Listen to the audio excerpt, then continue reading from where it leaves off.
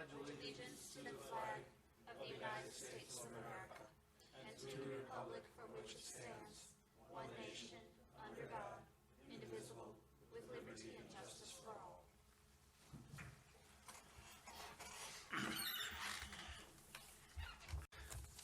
Item number 2 on our agenda today is a citizens' comment period. I don't know if there's anybody here that wishes to address the committee directly. If not, we'll go ahead and call one more time, but otherwise we'll go ahead and close that. Let's go ahead and close the citizens' comment period, and then we'll move on to item number 3, which is a meeting. So I'll turn it back over to Peggy and Denise. All right, so this afternoon we're going to be walking through some additional department budgets. We do have at your place from yesterday the page numbers for some. First item that was on here was health, and our health officer is going to be here, but she won't be here till about 5:15 or 5:30. So we are going to move that one to a little later in the topics, and we are going to start today with economic development. John?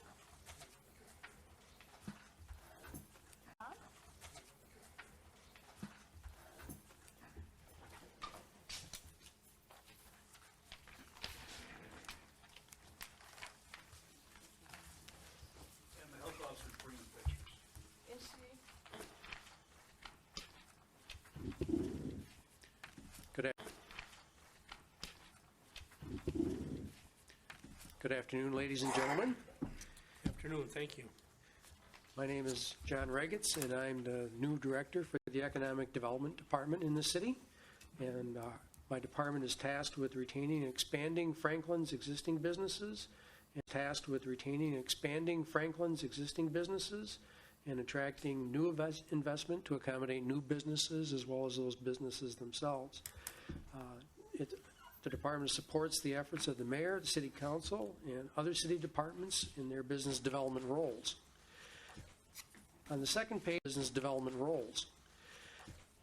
On the second page of our section in your packets, some of the measures that we're predicting, we're looking at $5.8 billion of equalized valuation at the beginning of 2023, and that reflects the same amount of increase as we had last year.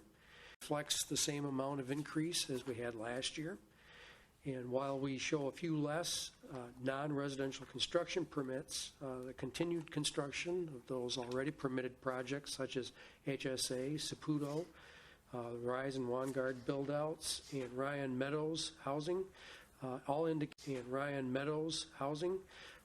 indicates that our projected increase of $80 million of new construction is achievable. And our meeting levels, of course, remain the same. And with the Common Council's policy on no social media pages, we don't have the requirement anymore. To maintain or populate a Facebook page. But we will be initiating a more formal process of doing retention expansion visits with our existing businesses. And 40 of those this year, 40 of those visits. And the next 2 pages of your packet, or our section in your packet, our budget is basically the same, except for some minor reduction in staffing expenses and elimination of an association membership in relative meetings. Is concluding, and so we have a $10,000 reduction in that line item, and that's line 5440. And also there is an increase of $5,000 for the Business Appreciation Celebration, which recognizes our contributions of the 20th of this month at the Tuckaway Country Club from 5 to 7:30. If anybody here is interested in attending and hasn't signed up yet, please contact me. And pardon? When is that? October 20th, from 5 to 7:30 p.m. at the Tuckaway Country Club. And that you see that increase for next year is reflected in 5734. And may I ask why such a significant increase over the department requested budget? That was my change. It reflects my opinion. They can't hear you. It's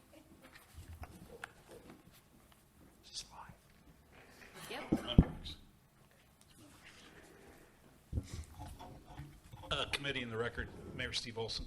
That change was mine. It reflects my desire to have the business appreciation.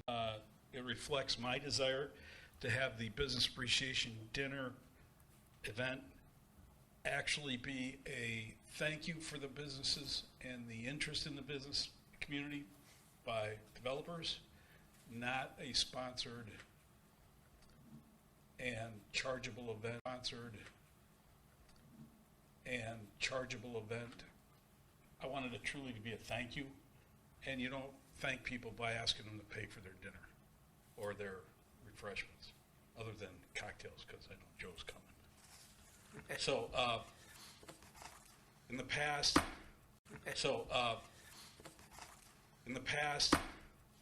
economic development's gone out and solicited sponsorships. I don't feel that's appropriate for a thank you event. They asked people to pay for admission. I don't think that's appropriate for a business appreciation event.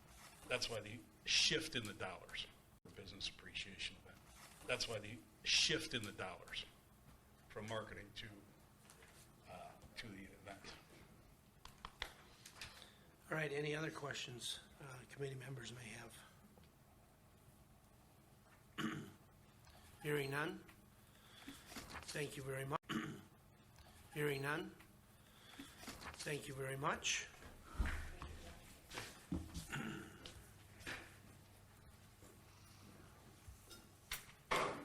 So we are going to move forward with the group from DPW.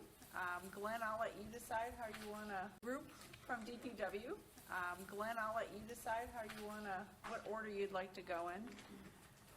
But we're going to cover engineering, public works, highway, parks, street lighting, sanitary sewer, and solid waste.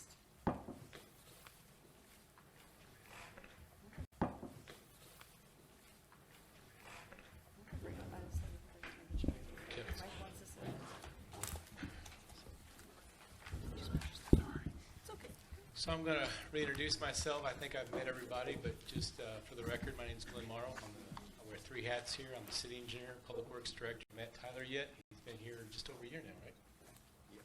Just over a year. He's our assistant city engineer. And then in decreasing seniority, Kevin Schleter has been street superintendent for 3 years now? 5. Excuse me, going on 5 years. And then I've been here 8 years, so 11 years. But he's been with the city for 44, and Kevin's been here how long? Going on 23. 23. So they're very familiar with where things are heading in Franklin. So I, as would indicate by have actions in your budget book, I want to try to go over it generally. I've got a few sections that I'd like to dig deeper on. But for the most part, I'm going to kind of skim over a lot of everything unless you have questions on everything. That's how we've done this in the past. As Mr. Egritz before we mentioned, Franklin is a growing community. There's a lot of things going on.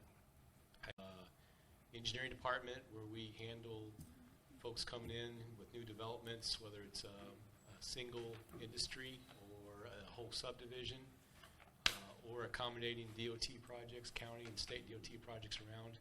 We are extremely busy. Everyone's got a full plate downstairs. Extremely busy. Everyone's got a full plate downstairs. DPW, we've got an ever-increasing number of roads to take care of, and ever-increasing number of parks. And as infrastructure ages, it requires more and more maintenance every year, so those folks are extremely busy. Utility maintenance every year, so those folks are extremely busy. Utility department, likewise, all new developments are bringing new utilities and new customers and so forth. So we're all extremely busy. I'll just lay that out there. Probably the biggest thing to point out in our budget is maybe DPW is probably the one to focus on. Our budget is maybe DPW is probably the one to focus on.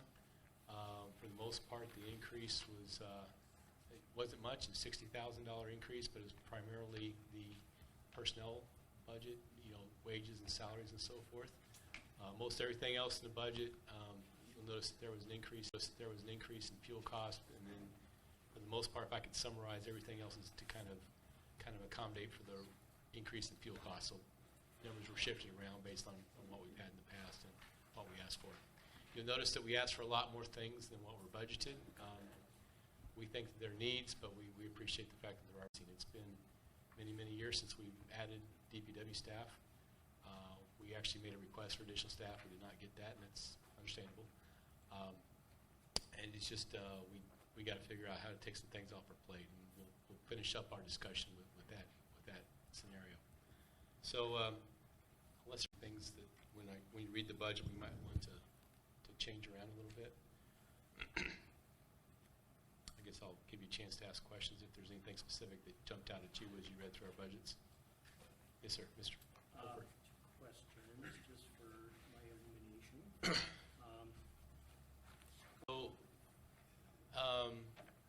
You're talking about for the DPW? So we currently have an approved labor position. We do not have a labor. Just for everyone's history, we used to have seasonal help, summer help as you might call them, but seasonal is more difficult to find people that would take a summer job and show up on time and enjoy working outdoors, especially when our pay scale was so much less than what they could earn, going to work at Pick and Save or Quick Trip or whatever.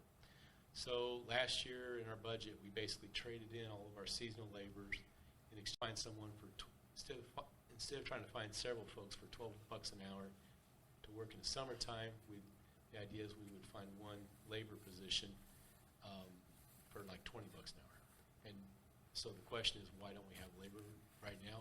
We've advertised, we haven't found one. We're interviewing tomorrow. Looking for it again. It's $20 an hour. The wages now versus what wages were pre-COVID. Again, you can go to Target, Pick and Save, Quick Trip, and make close to $20 an hour. Why would you want to work outside all year long and in the wintertime and so forth? So we are still actively looking. We have had pretty good luck replacing light equipment and heavy equipment operators. Those are the $27 to $30 ranges. In that range, we're still finding folks that are willing to, with the CDL license, are willing to come do that. So we've been able to fill some of those positions that have retirements that we've had to refill. But the labor position is meant to be someone. We don't care if they have a CDL license.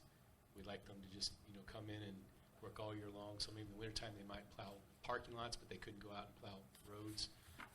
But in the summertime they would be the ones out there doing the lion's share of the mowing. But in the summertime they would be the ones out there doing the lion's share of the mowing and so forth. We didn't find any good candidates that we liked this past year when we were searching. Do you think there's any instances where we have people at a much higher pay grade doing jobs that could be done by some much higher pay grade doing jobs that could be done by somebody that's more labor classification? That's a good question. So one thing that I don't think his microphone's on, by the way. Sorry, the mics are manual again, so when you talk, they need to be hit. I did press the button. Talk, they need to be hit. I did press the button. I mean, the green light's on. I just didn't see its red light. So. The red button should come on, Ed, as you press the one in the middle. Could be the channel. There you go. Okay, so the question was, is it possible that I might be able to find somebody with less dollars per hour to do? And the obvious one that comes out is mowing. And I hear, so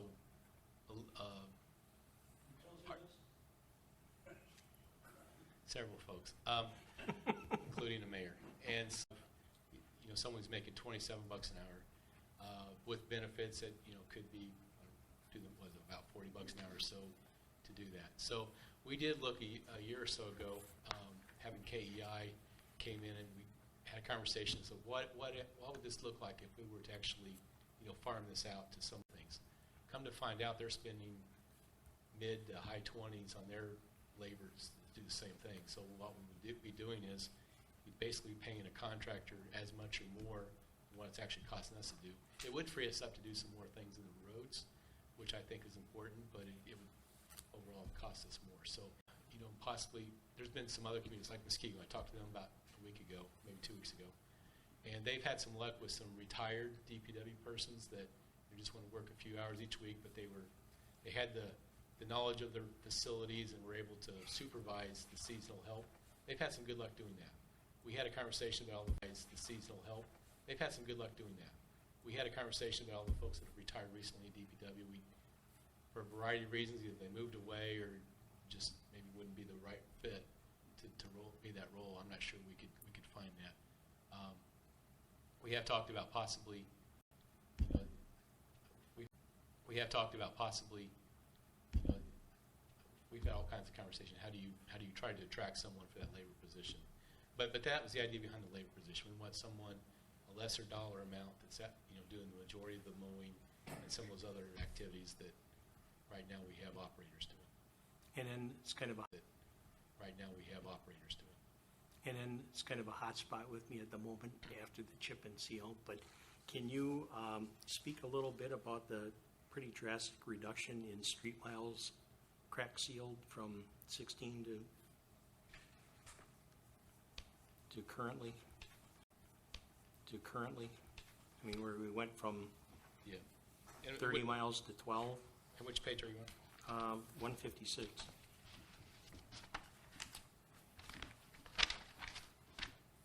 I mean, I'm assuming something else was filling that time. I'm just So, looking for a little background in that.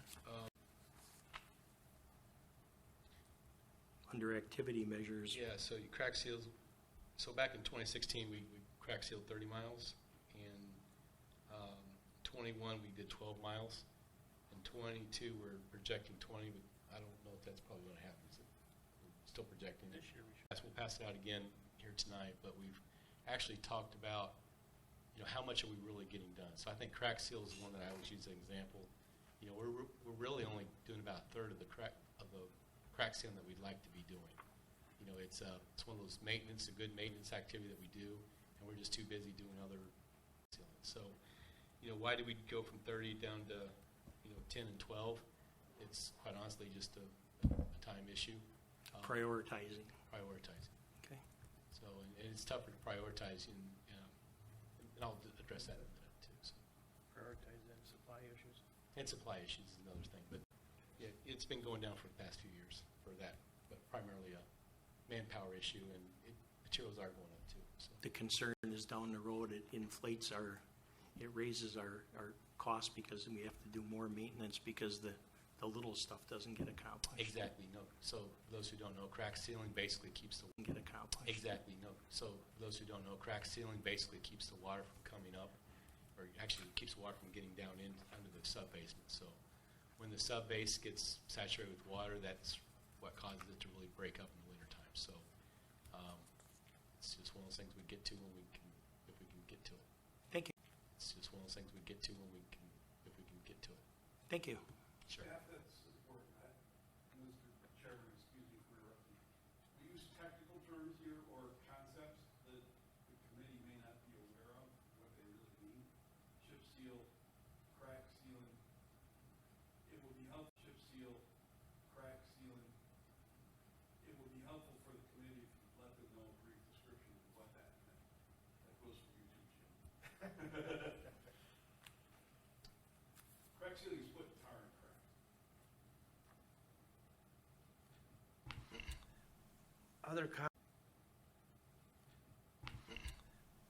Other comments or questions? I guess one. In the future, do you foresee going back to the summer hire help, like Franklin High School students or so forth? So we did, again, we did trade our High school students or So- so forth? So we did, again, we did trade our seasonal help in last year's budget. For the 22 budget, we have a labor position. So we'd love to upgrade that to even a light equipment, because we just do need some more equipment operators. But I don't foresee that Like happening. down the road? But I don't foresee Like that down happening. the road? I'm talking like 2024, or are you pretty much done with that whole? I know it's worked good for other communities, but we're not like Yeah. other communities. I know Well, it's worked well for Greendale, as an example. Okay. I guess I could tell you we didn't have very good luck with it. Yeah, I could tell you we didn't have very good luck with it. yeah. We generally found high school or college kids Mhm. generally were the ones that responded to us. sometimes they had a tough time showing up to work on time. Quite honestly, it was, in our opinion, more babysitting effort, so it really made us effective because they were, having to really supervise these kids, if you will, that weren't highly motivated to work. So we just didn't have good luck. Year after year after year, we just weren't. You might find a kid here and there that was a bright spot, but the overall recruitment, it was not good. Unfortunate. Thank you. Sure. It's a curiosity question. I'm new to the committee. So that position, the full-time labor position, is there opportunities to advance within that position to the next level? Is there a career ladder for it? So ideally, this would be a position we find out, hey, we got this person, we like them. There's usually opportunities to. Another issue that's kind of hit us this past year in February. They changed the rules on CDL licenses. So it used to be if you didn't have a CDL license, no big deal. You go down and get your learner's permit, and you work with our guys a little bit. Then you go take your test. You're good. Now you basically have, and it's a national thing. You have to go, and depending on where you take it, it could be 6 weeks or even longer. Sometimes it's. So when I checked around, there was either 4 weeks full time or 8 weeks part time, like every day kind of thing. It's almost like sending somebody to the police academy. So you basically almost have to, you pay in the police academy. So you basically almost have to, you pay in somebody on the job to go get this certification. The cheapest place I think I heard was about $3,000, $3,500, but they went all the way up to $8,000. I mean, it's just. I'm hoping over time we're going to figure out a way that get enough people. I'm hoping over time we're going to figure out a way that get enough people trained to teach it.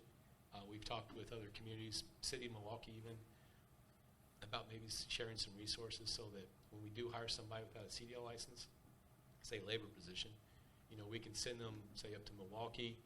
He can train with their folks. We can send them, say, up to Milwaukee. He can train with their folks or maybe some other communities. And so it won't cost us a lot, but we may still have to work out a deal. So if we pay for your schooling, get your CDL license, maybe it's a year or 2 years. I'm not sure how long of a commitment we're going to ask for, but that's hit us hard too this past year. Well, then you've got a retention issue because they can bolt on you right after they get in. Exactly. You take any one of our heavy equipment operators, and I guarantee they could find a job like that paying $10 more an hour. When I started here 8 years ago, the median guy that we had at DPW was like 17 years, the median. And the young guy was Dale. He'd been here for 7 years. So he was the youngest guy we had, or I shouldn't say the youngest, but the least tenured guy we had. The median tenure was 17. I'm not going into the stories here, but it seems like every day, or at least once or twice a week, Kevin and I have a conversation about the guys are just new. They make mistakes that the older guys didn't make, and they're not trying to do wrong. It's just they're still learning the job. And how many first-timers are we going to have this winter, possibly? I'm going to get a lot. You're going to get a lot of phone calls. I mean, we're going to get a lot of phone calls. It's the nature of the construction industry right now, and just trying to keep people. We had some folks in stealing from other communities, and vice versa. It's a constant. It seems like once a month. Is it worth, keeping this person? And it's just it's tough to keep people in that position. And I think Kevin's a great guy to work for. But it's the money talks.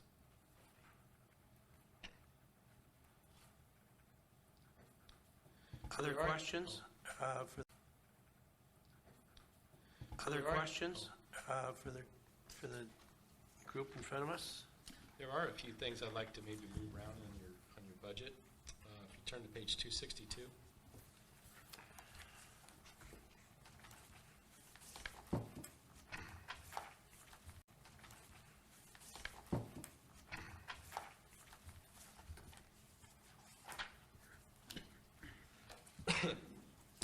You will see a chart there that talks about $1.5 million for the local road program, which is an increase from previously. Again, we do feel that needs to be much higher. Increase from previously. Again, we do feel that needs to be much higher, but 1.5 is what it is. The ADA curb ramps, these are, I'm going to say, a requirement of things we have to get done. So, you know, as we go through and repave a road, So, you know, as we go through and repave a road, we are required to fix the curb ramps as we go along, or sidewalks if they don't meet ADA requirements. That's a mandate. So, we'd like to add $50,000 for that. The balance would come out of the road program. The balance would come out of the road program, because I mean it's all done at the same time. Curb and gutter, likewise, we like to fix curb and gutters, especially on the areas that where we're repaving, because you don't want to have to come back and fix the curb and gutter later. Where we're repaving, because you don't want to have to come back and fix the curb and gutter later at a later date. In addition, you do get those spots around town that just get really bad and need to be fixed, and we just got to have some money there. So again, I would add that $50,000 back in. Can I just make a comment, Chair? Can I just make a comment, Chair? The mayor didn't cut all those things out. He just said basically $1.5 million for everything. They're all in the same account, so there's not a distinguishment between any of those. Okay, I didn't realize that. Go a few down, and I guess if there is something that you look as maybe questionable, and maybe this is a discussion for Common Council, Mayor's Drive, there's a situation where there's two pipes that at one time we believe they were open ditches, and for whatever reason someone put like a 4-inch pipe in its place and it's not draining like it should. There was a discussion that maybe those two locations, if we were to go in and actually the city take this on and take on an easement and actually put in a proper sized pipe to allow the street to drain. Our estimates are that's about a $30,000 fix. So that's probably one of those things that, and maybe that's in Alderman Nelson's district. I was thinking he was on the committee, but so I don't know if you want to have the discussion this year at Common Council, or you just want to wait till next year to have the discussion. But I would suggest to you that might be one that some could argue, why is the city spending money to do that when the city didn't cause the problem? So, but other than that, you will also notice in the capital budget, there's a lot of things we were asking for, replacement vehicles and so forth, that got zeroed out in DPW. That's being traded out, if you will, for a cold storage building. So to make room for a fire department at DPW, they would take up a couple of our storage buildings that we're using for storage. So we would use that money. So this is the year, if you will, we're not going to get much equipment, but we're going to try to replace that storage space, if you will. We have a question down here. Thank Go you. ahead. We have a question down here. Thank Go you. ahead. I do have a question as I'm looking at the capital improvement plan there. You know, and I understand for 2023 what you just explained about the cold storage building, but moving out for the next 5 years, it doesn't look like we are planning any equipment replacement. Is that correct? No. I don't find that, on the surface, I don't think that that's correct, but there is nothing planned. On the surface, I don't think that that's correct, but there is nothing planned for equipment replacement out of Fund 42. So equipment replacement has timeframes on it, so there's really very few items coming up for replacement in the next couple of years. That's not to say that there's not project 2021, et cetera, that would get moved forward. But honestly, we really didn't get good requests for the capital improvement plan. There's a lot of work to be done on the out years. So I think if we could defer those out years until spring when we have some time to do it, we basically just got replicates of last year's requests. Right. I'm just worried that we might end up getting hit really hard in 1 year with a lot of needed replacements.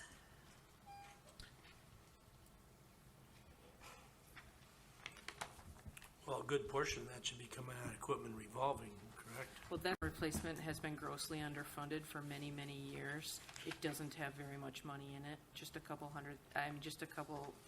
tens of thousands, not hundreds of thousands. So what we need to do as a group is figure out how we're going to fund that. That may be extra street aid that we get that we're not expecting. Sometimes we're conservative, sometimes we're conservative on landfill siting, and that would be the very reason that we would want to load some of those extra dollars into the equipment replacement fund.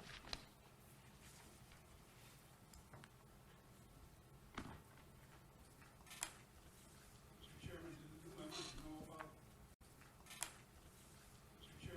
new members know about how and why the equipment replacement fund, and how we try to fund it, and how we try to do it? Well, we're going to have probably an in-depth discussion on that on Tuesday, but without without, kind of reiterating that, I think we'll cover that. But just on a brief note, we try and kind of have three pots, if you will, of equipment purchases.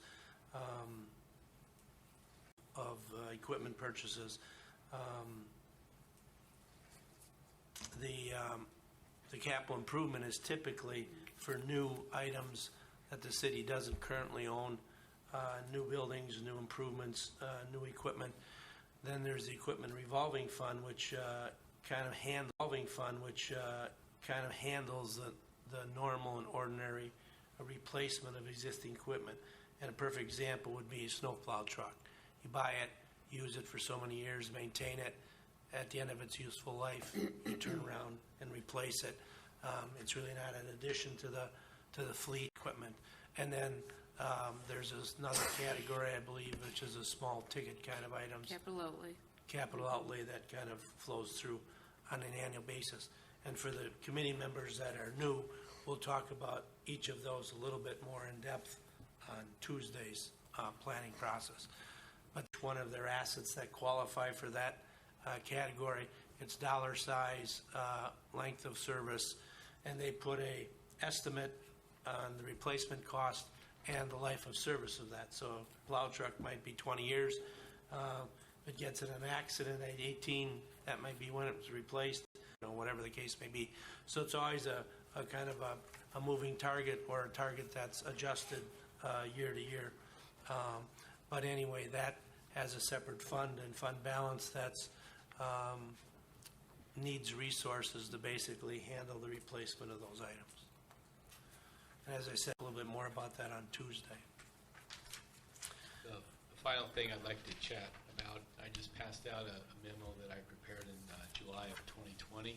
I know at least a couple of you all were in that. I'm not sure, Hannah, if you were here at that time, but you would just I think, come on board.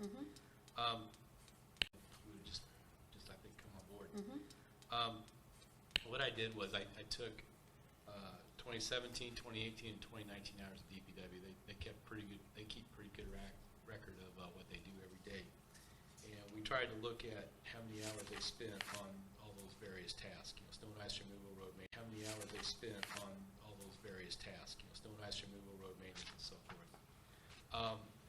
Long story short, we went through and we said, how realistic or how well are we doing each individual thing? So, for example, crack sealing is one I always use. We're really only doing about a third of the crack sealing we really like to be doing. So you take the number of hours we did spend, if you multiply it by 3, that's how many ideally we should have. So I basically showed that we really needed 43 full-time employees, and we've got 23. So I don't realistically expect you to double my staff, and there's a lot of others that come along with that, but bottom line is that we're asking our DPW especially to do a lot more than what we're giving them resources to do. So how do you solve that? We talked about, we can reduce our services. We talked about contracting out for services. We talked about increasing our staffing. Memorandum to this was transportation utility. We've somewhat tried contracting out for services. We found that we don't really save any money because it costs us as much. So like the example of mowing, we talked to KEI, we're going to spend an inordinate amount of money for KEI to come in and do it. That, quite honestly, just to really focus on the things that we need to get done, the roads. I tell people that, us focusing on parks because that's where all the complaints come from, and ignoring the roads is like having a house with a leaky roof, and we're focused on trying to make sure the landscaping looks nice out front. Landscaping is the structural defects of our house and our roofing and so forth that's going to cause more damage later on. We just feel like we're getting to the point we just can't get to everything that we'd like to get to. So we do need to figure that out, and it means a more appropriate discussion, but I want to start the discussion here and at least prepare you for it, because there's three aldermen on this to help alleviate the situation where we get more time on streets. So again, contract out for service, I don't believe is appropriate because we need to spend more money, and granted that would allow us to focus, but we're going to come up with that more money. Increased staffing, I don't, even though that would be helpful, that's really not going to solve the overall problem. The referendum and transportation utilities, I understand that a lot of folks might see that as another tax. Yeah, it is, but it's, at least our opinion, of course we're a little biased, was that might be something. If you're going to raise taxes or raise the utility fee, based on, and there's various ways that the state will allow you to do that, that might be something worth looking at. That's probably a discussion for a different day, but we would like to come back to that discussion someday. But the main thing I want to talk, or at least start talking about, is how to reduce services. I can say this because there's 3 aldermen here, but all 6 aldermen, I just don't know how to prioritize this sometimes, and Kevin has a tough time with it. So when you look through this list of things that could be reduced, we do have a couple of options. On page 1 of 4, install new driveway culverts. I think we're going to come back to common council and say, in theory, people are paying, and they think that they're covering the cost of the culvert. I think we figured out, we tried to set the record right a couple years ago, but we were already behind, and we believe we're probably losing money on every culvert we install. If they're paying for it anyway, maybe let's just allow them to hire their own contractor to go out. Maybe let's just allow them to hire their own contractor to go out and do that. So that'll free up our staff to go out and do road maintenance. That's probably something we'll approach common council about. Probably the other thing that could be touchy for the community is the recycling center. That is the recycling center. That could really save us money. We don't believe that there's a mandate that makes us keep a recycling center open. If we were to close it, there are other venues that people can dispose of whatever they need. Maybe not all the same place, but we do have the county landfill, we have the MSD hazardous waste site, and so forth. We have the MSD hazardous waste site, and so forth. So right now we have an expense, not just labor position, or labor to go out and do it, but open and close the gates and so forth. But we do have to pay to dispose of the oil and antifreeze and those kinds of things that actually cost us money to get rid of. So just cut from 7 days down to 3 days a week, there's a lot of screaming. So we just have to be prepared for that, and we'd like common council to consider that. What page are you on with that? Page 3 or 4. Oh, okay. So can I ask a question on that question? sure. I've only lived in Franklin for a few years, so I've had just a service that's paid. So we open the gate at 7 every morning, and we close it at 3. Well, the hours are 8 to 3. Because the fear is if you do charge for it, they're just going to dump it in their trash can. Is that the thought process behind it? We've just never charged. Okay, just curious. Normally, in the past, things have changed over these last 2-3 years, and now they're charging us.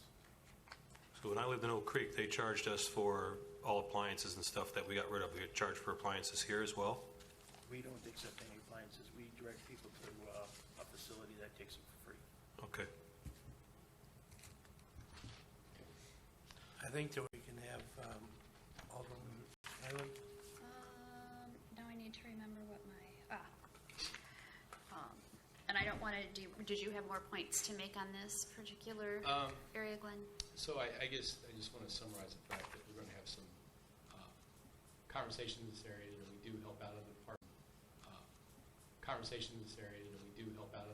A lot. Mm-hmm. Since I've written this memo, we've picked up mowing for all the fire departments. If we were to stop that, then their budgets would have to increase because they have to pay someone to mow. So we appreciate helping out other departments, but it's not helping to mow. So we appreciate helping out other departments, but it's not helping us take care of the roof. You know what I'm saying? The other question I had is going back to the capital improvement plan. I just want to be clear that we're replacing a complete play structure, replacing a complete play structure, $40,000 in 2023, and 2024, $160,000. Is that all Pleasant View? No, if I'm not mistaken, this was just a general, We were gonna start replacing, if I'm not mistaken, this was just a general, we were gonna start replacing like Lions Legend. and Okay. we'll each year do a new one. Okay. Because they're getting to the end of their life and they need to be replaced. and the budget we had is about what we think it takes to replace a complete structure. And then I think if I recall, the half was what was. It's a complete structure, and then I think if I recall, the half was what was Okay. recommended. The other one, the Kayla's playground flooring. I know that's been a problem for at least a year, maybe even 2 years now, and we've moved that to 2024.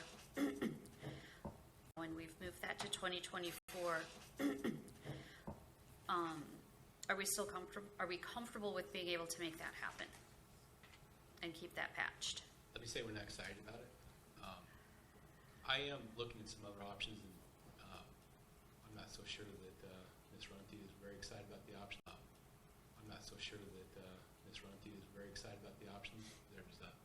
Like, for example, we're looking at artificial turf that you can just cover it up, and some people think works well, some people think maybe not, so we're going to go maybe visit some locations, and if we could find that, that would be a lot less expensive. Maybe we could talk about the reality that we do that if we can't get the flooring replaced. But otherwise, no, we'd like to replace it. Alderwoman, that was my decision. As you can see, from the department request to mayor's recommended. Got a lot. I'm not happy with it either, but being out there and walking this out, big problems. But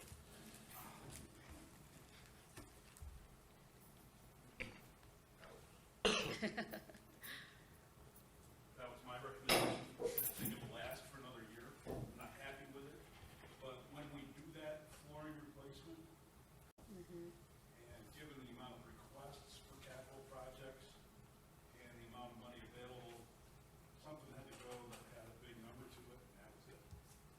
So that's the entire logic. Okay. A couple of questions. Under reduced services, your examples, mowing parks every other week. Milwaukee County, of course, they have slightly different layouts. They have areas that they went to not cutting, effectively reducing some of the usable space. Do we have any opportunities to shrink some of the areas that we mow to reduce time? I'll let the superintendent comment on that, but I guess my first comment to that is, it seems like most of our parks are already super condensed and packed. I don't know if there's a lot of room for that, so. The only park that we have that is, I don't know if there's a lot of room for that, so. the only park that we have that is Pleasant View where we can do that. And we do that, we only mow that certain sections of it twice a year. Okay, and then regarding new homeowners installing culverts, how many on average do we put in a year? Homeowners installing culverts, how many on average do we put in a year? Because I would assume that most of our homes are coming in subdivisions, and We've had that metric.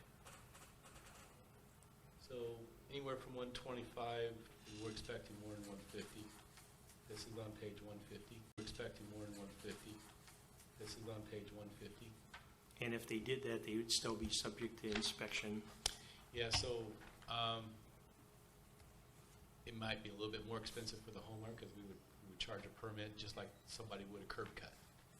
It would get inspected by my technician that would go out. Still go out, we would stake the inverse, we would tell them what size of pipe they had to use and X, Y, and Z, all the requirements, and then we would inspect it to make sure it's done correctly, because if it's not put in correctly, it causes backups for all the neighbors. So that It's just the homeowner has to put the approach in, and that has to be to your specs, and Yes. I don't think that doing the culvert would, And the intent, when we changed the rates a few years ago, the intent was it was supposed to cover our cost, and the cost of materials just went up a lot higher than, we haven't updated our cost in a couple of years. If I could just say, if you're looking at the wrong line, it's about, usually it's about 20 culverts, new, for, the other ones we do are for road replacement. Oh, So those we do, just because it's a road replacement, and it's, we decided that that culvert needs to be changed out. But for new homes going up, it's roughly in the 20 mark. Yeah, because if you decided something needs to be repaired or replaced, I hate to put that on a homeowner, Right. but if it's something new, when I moved in, the city had contractors installing the street trees. I don't know when that changed or what the reasoning for that was. We were Do you having, remember? Yeah, I was here when that, we were having too many issues with the contractors. Any tree they could find, and we wanted specific types of trees put in, and the cost for them to do it was just so much more, so we decided to do it ourselves. And we just wanted a better product at the end. Well, we could, So we hand pick out the trees and everything. at we could, John's Rate. we could specify the, Have to put someone out there to watch over them, that they do it because it's in the right way. And we just found there were so many issues with the contractor, the developers doing it, that we just took it over, and we charge them for the tree, and we charge them extra for our time, and a little bit for a warranty type thing for replacement in the future. and then watering and so, but in some years you're doing about 100 trees a year, is that correct? For development, yeah, usually it's about 100 a quarter, 150 for new development. It would seem that would be a fair amount of time to at least consider. Yep. if you look on page 150, wrong line, so. What's that? I'm glad Kevin was here, I was reading off the wrong line. If you look on page 150, driveway approach permits, it's 150, culvert permits are 25, so, It varies every year, yeah. because it's mostly for out in the country, Oakwood and Right, roads where it's open. Because it's mostly for out in the country, Oakwood and right. roads where it's open ditch. So like a new subdivision, say like Ryan Meadows, they're all curb and gutters, this doesn't apply there. Mr. Mayor, do you have a comment? I do, specifically on culvert replacements, not new. Specifically on culvert replacements, not new, or highway culverts. That gets into a taxation policy question as to, should the taxpayers of the city pay labor to replace somebody's culvert? The taxpayers of the city don't. Replace somebody's culvert. The taxpayers of the city don't have the use of. So I would encourage this committee to start the conversation to do as the superintendent suggests. Let's charge them an inspection fee that covers our cost to inspect and to provide the specifications, but the homeowner's responsible for it. Because it's not really, if you look at the big picture, it's not fair for the rest of the community to pay for their culvert. Thank you. I think we have another question here. Go ahead. Maybe it's more of a comment versus question. I don't understand why the city should pay for anybody's new culvert to begin with. We're not paying for their new driveway, so if there's a way to So- answer that. So we do charge for it. So- Okay. So we have a culvert permit, Okay, and we charge them based on what we thought it was going to cost us to put it in. Okay. And they were supposed to pay that fee. all right. And I also echo the mayor's comment on replacement as well. You know, if something goes out in my home, I pay for it myself. What's the purpose behind the city paying for culvert replacement? So let's suppose you have a culvert in your front yard. Yeah. And, let's say it collapses. As long as you can drive over your driveway, maybe you don't care or don't want to fix it. It's causing drainage problems for our roadway and everything else draining down the side of the ditch. So Okay. the ditch is a rural storm sewer, if you will. It's what we have. And we maintain them other ways. We mow them. If the homeowner doesn't maintain it, because it is in the right of way. If you don't Okay. mow your grass, we will be by at least once, maybe twice a year to knock the weeds down. We're not going to make it look like a golf course, but we do knock it down. But a culvert is one of those things that if it were to collapse and you didn't care and didn't want to replace it, what do we do? Could you do the same thing that, when I was in Oak Creek, they'd slap a lien? Could you do the same thing that, when I was in Oak Creek, they'd slap a lien on your house if you didn't pay for it? So It's only just ideas, and and I like what you did here as well. My question to you was very thorough, and I'm just trying to better understand what would be your dream budget based on these hours and everything. Do you have a numerical proposal, or hours and everything? Do you have a numerical proposal, or? We do not. Obviously, the intent was to show that we need twice as much staff as I have. And I realistically don't expect that. Every new man needs a new truck and that sort of thing. But I would, if I could get 4 or 5, that would be awesome. But that's probably dreaming pretty high. That would be awesome. But that's probably dreaming pretty high also. So. Well, I'm here for the long run in this committee as long as the mayor and everybody will keep me. So I'd love to meet with you one-on-one and maybe get some numbers ideas from you. I guess the message I like to send to common council, we have to start taking things off our plate or reducing services or something to that effect. It generates, we don't pull the weeds at a baseball diamond. It just generates a lot of phone call complaints, and we try to hold it off best we can because we have more important things to work on, but that's just what we have to understand. So, yeah. Another question, go ahead. Thanks. Kevin, you said something earlier. Did you say that we, as a city, plant the trees in the right-of-way in new subdivisions? Yes. They We pay for plant it. them. The They developer pay for it? Yes. Okay, that was my question. But can they not do that? Is that something that could be taken off the plate with the contractors? Yep. So as an example, we do charge $400 a tree. Okay. And what does the tree actually cost materials? $175 to $200. So let's say $200. So you got a little bit of labor. We do make a little bit, but we guarantee the health of the tree. So if it dies in a couple of years or whenever, I don't want to say we make money, but we at least cover our costs. It's kind of it's a wash in terms of financial costs, but it is still labor time. That is true. That's, to me, the greater thing. It's the opportunity cost, because now we're not doing the road sealing and the other things that we need to do. Yep. Yep.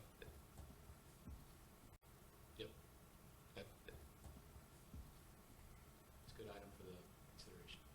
Just realized I didn't understand exactly how that worked, so thanks. Excuse me, Mr. Mayor, do you have a comment again? Thank you, Mr. Chairman. I'm not going to. Excuse me, Mr. Mayor, do you have a comment again? Thank you, Mr. Chairman. I'm not going to apologize for interrupting because I think this is all great discussion, but I need to add the higher level perspective on some of this. We have to keep in mind that the Department of Public Works and Engineering have a bifurcated responsibility in the city. Their first job is to take care of the needs of the city that relate to the physical attributes of the city. So when somebody calls and says, my street needs to be plowed, that's their job. So that, and that's their job. So that, and to my way of thinking, that's excellent customer service. There's another aspect of their job that is also customer service related, but is difficult for them as a department to manage. And that's the individual calls by the elected officials for one-off projects throughout the city. Those have a tendency to be the more disruptive to the schedule and more costly projects based on the fact that they're not scheduled. So this committee needs to keep that in mind as we go forward. And I have this conversation with the city engineer all the time. Got to quit taking extra projects. You got to get some off your plate before you put more back to projects. You got to get some off your plate before you put more back on, because you're not getting done what the city needs done for the individual other projects that pop up. You know, it's good to do favors, but first of all, the favors got to be recognized, and it's got to be important to the rest of the city. So I just want the committee to keep that in mind as they go through it. And it's the same with the police department. You know, I got speeding on my street. Well, we got 167 miles of street. Every one of them's got a speeder on it, but they're off doing favors. So I just encourage the committee to keep that in mind. From the committee. Anything else, Glenn? I think that covers, we're good. Anything else that we're good? Maybe just, yeah, streetlights and parks. We don't have a contract for next year. This is our end of our contract year. We are working with the collection disposal company to work on a new contract that will likely be coming later in this budget process. So we don't have a recommended change or static rate for next year yet. We do anticipate MMSD will be increasing their rates. We have some bigger projects, sanitary sewer that we're finishing, so there's a big lift station right now that after this one, it's going to be a while before we have another big sanitary sewer project. Maybe I'm speaking too soon, but I don't see one in another couple of years anyway. So, and that's something that finance reviews every year, so we do that usually in February, so that for the first quarter billing, any adjustments on the MMSD and local sewer rate would occur. Now, speaking of solid waste, we just had a pricing revision, is that the right word, maybe, or term, somewhere here in mid-22, is that, maybe a term, somewhere here in mid-22, is that? $5, yep. Okay. That was because of, we went to more often recycling, I think. So no, that had nothing to do, that was a few years ago that we went to that. The $5 increase was the contract we went to that. The $5 increase was the contract we had with our collection disposal company was based on inflation, so it was simply a mathematical calculation. We're hoping in our new contract not to have it based on inflation. You know, some years that's really good, and years like this, you know, we can't afford a 10% good, and years like this, you know, we can't afford a 10% increase. We can't afford to pay our employees 10%, so how could we pay a collection company? So that's what we're talking about right now with them in negotiations. Okay. Anything else for engineering specifically? We talked about it just briefly, but comment there. I think 149 for everybody that's following along at home in their booklets. Looks like staffing's pretty much the same.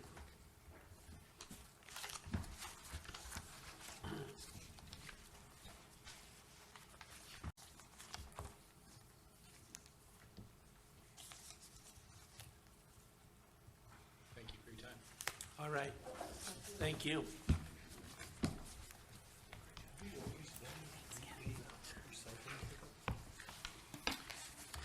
The question is, has there been weekly, bi-weekly, and I think it's migrated to a weekly, but it was almost really at the request of the contractor, wasn't it, or hauler? I mean, just their timing, or I'm not sure how it came about, volume driven or cost driven. There was two things involved in that. One is the automated system, and then there was recycling. I think recycling was the desire of the community, and then the automated system was the desire of the contractor. You know, they're facing the same issues we are, trying to find drivers who are willing to get out and do the remote control thing. So, plus not only that, but it's a safety thing. You know, their insurance was trying to really force them to go all automatic because, you know, when you have a guy jump out, you know, back issues or other safety issues of concern. So it's much safer just to keep the guy in the truck instead of helping out. And our desire was, or I say our desire, so that the citizens provide comment to the common council to do more often recycling. All right, thank you much.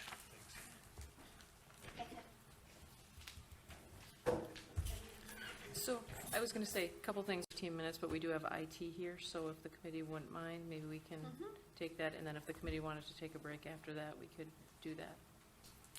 Sounds fine. What are we going to do about plan commission? Plan commission is at 7, but I don't think that'll be a problem.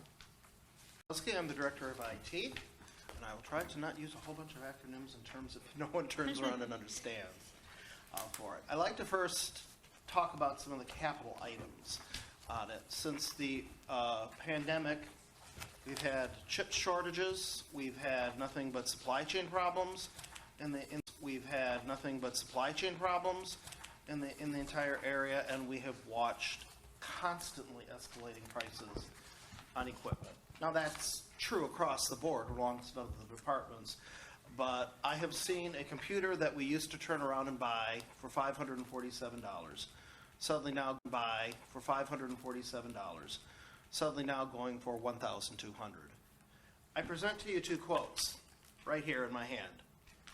First quote was a revision from a quote that I had in 2021 for $98,000, and I had the vendor turn around and for $98,000, and I had the vendor turn around and update the quote to show me what that price would be, the exact same equipment, the exact same parts, and what it would cost if I bought that equipment for 2023. $169,000. $169,000. Went up from $98,000 to $169,000. Went to other vendors saying, this is ridiculous. We can't afford that.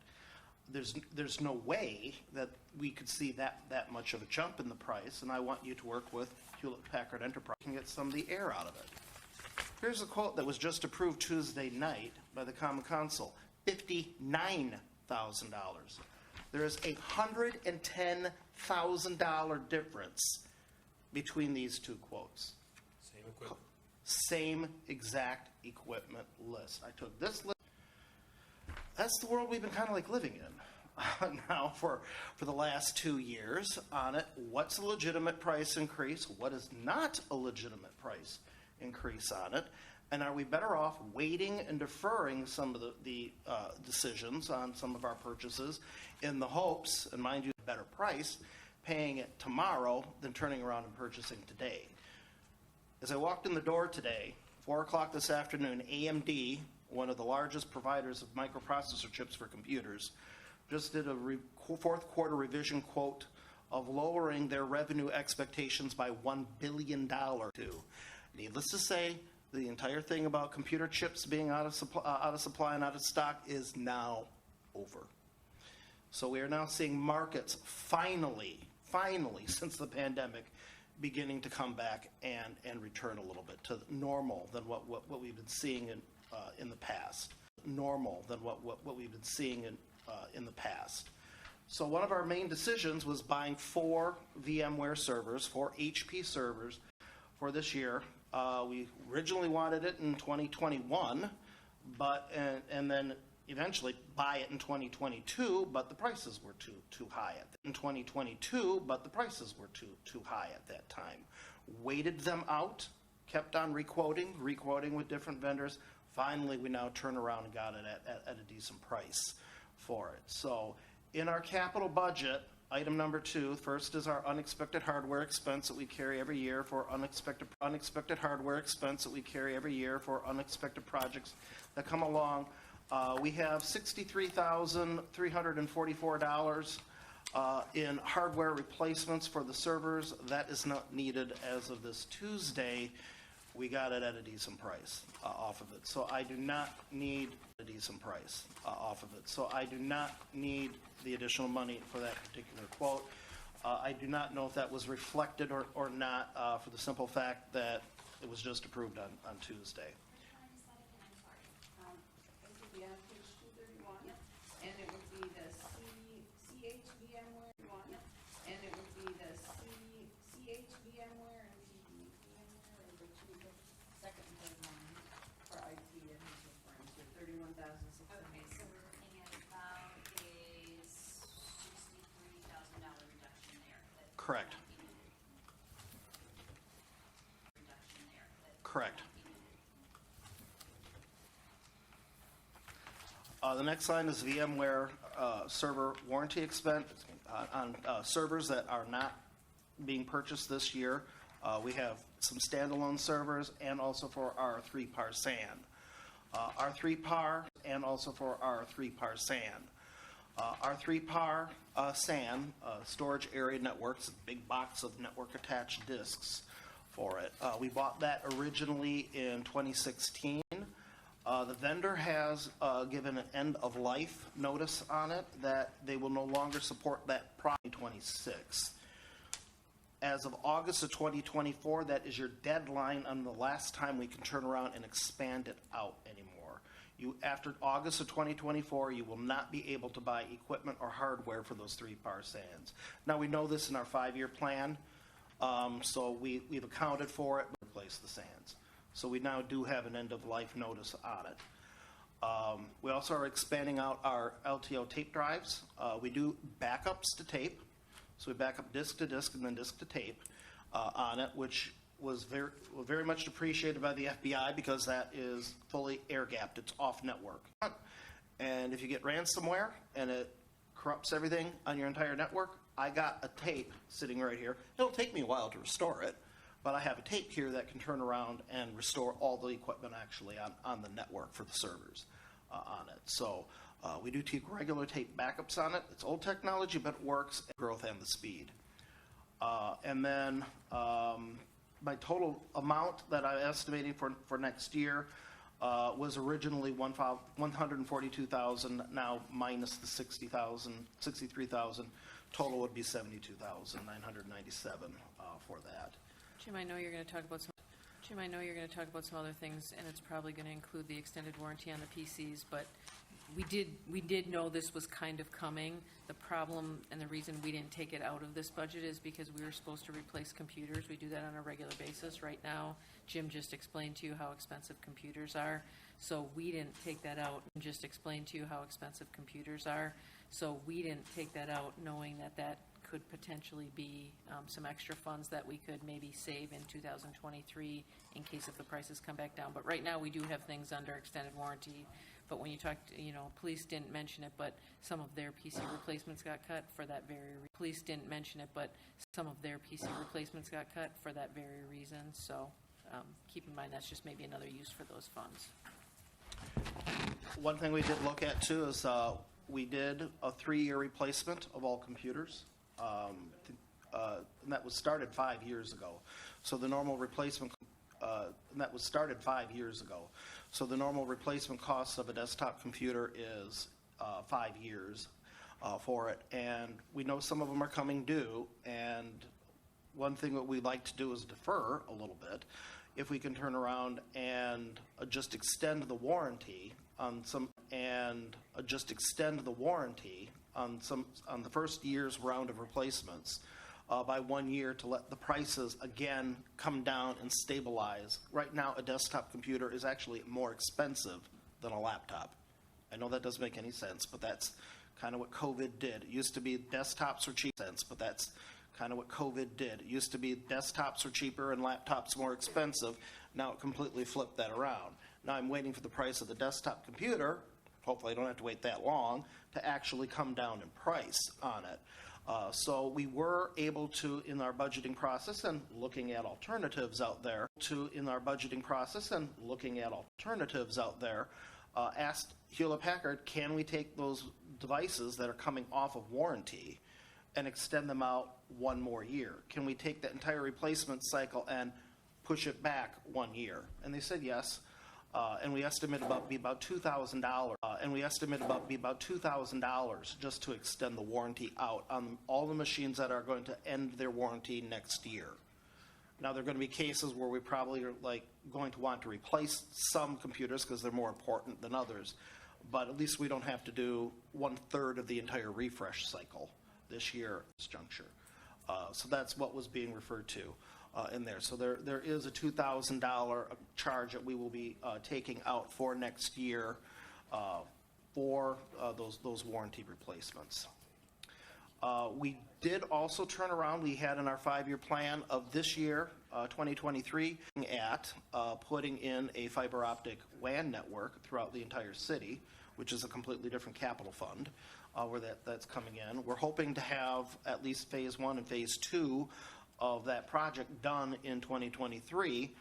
Well, if we're turning around and changing the entire WAN network, we probably doesn't make any sense at this point to turn around and put in firewalls. Right now we have 2 firewalls at City Hall, 2 at the police department, and then 1 at each of the 4 remote offices. We may decide we don't need the 4 firewalls at the remote offices. We may want to do some consolidation on some of the equipment, referring that decision into 2020. 2024. So in 2024, our 5-year plan has been slightly changed, where we'll be doing network switch replacements and firewall replacements in 2024.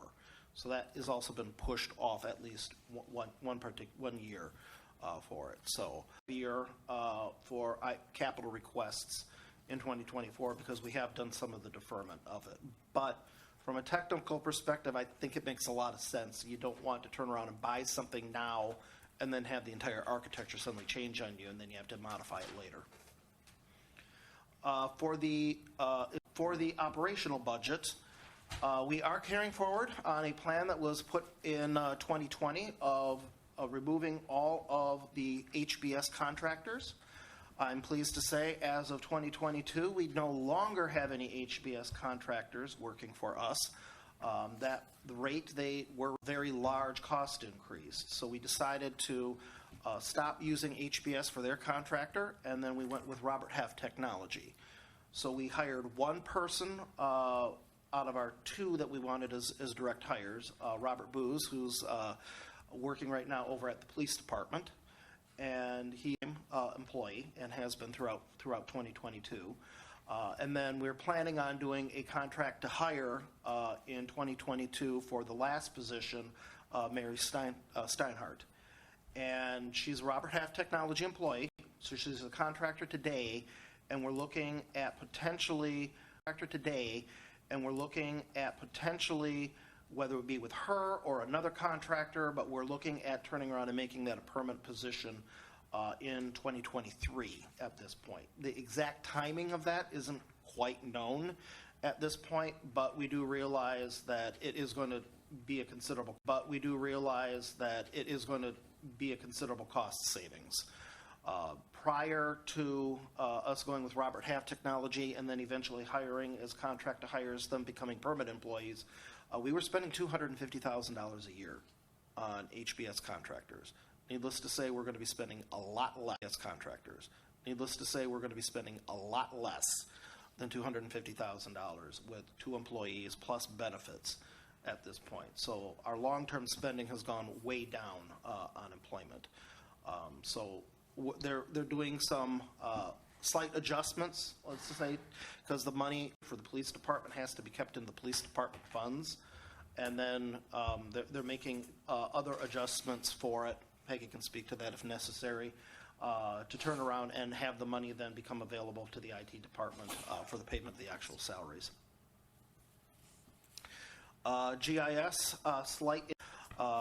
we are not going to be doing any form of hiring on that because the GIS contractors are very specific to that particular industry, and you just can't turn around and find alternative people for that specific job set. Equipment maintenance, that went up a little. We are off our current maintenance plan with the Avaya phone system, which is soon to be replaced on that. So we are expecting a decrease in the Avaya phone system price from what we were paying this year, but we still had to pay the Avaya maintenance for this year. That is, and the firewalls, the prices are increasing because when we first bought the firewalls, the first 3 years of support and maintenance was put into capital, and then after they came off of 3 years, even though we were using it for 5 to 6 years, we're now paying that as an annual expense. So it's about $20,000 a year, for the expense for the firewalls, soon to be replaced in 2024. Sundry contractors went down slightly on that. Not too many changes there. Office supplies and operating supplies, equipment supplies are pretty much the same. Data communication services has decreased quite a bit from a 3-year term off of it, because we are now, instead of using T1s for our old analog T1s for it, we're now on AT&T fiber for that with a flex reach, and and that dramatically reduced data communication costs. That's also revoked in telephone. Conferences in schools, we use Pluralsight as an online education and training, where you take basically online classes and courses through it. It's where you take basically online classes and courses through it. It's about $600 per person, and that allows them to turn around during their free time to turn around and keep up to date on all of the ongoing trends within IT. Any other questions on the operational expenses? Any other questions on the operational expenses? Jim, you might want to just tell them a little bit about some of those security initiatives you've been working on. I think they're really protective for the city and obviously going to impact the budget. Yes. One of the big ones that we have just recently done was being the signing up with Rapid7. Rapid7 is signing up with Rapid7. Rapid7 is a product that does event log shipping up to the cloud. This is a requirement by the FBI. This was just approved 2 weeks ago by the Common Council. It also does what they call managed device services and detection and response. What they call managed device services and detection and response. And any incident that we actually have, they will see all these log files that are turning around and going up to the internet for it. You're actually having a team of security experts monitoring all of those log files, and it's looking for correlations. All right, and it's looking for correlations. All right, am I seeing something being reported by the operating system? Am I seeing a log that was being generated by the antivirus? Am I seeing something actually coming in from the firewall? And the artificial intelligence is smart enough to turn around and take a look at the log files from multiple sources.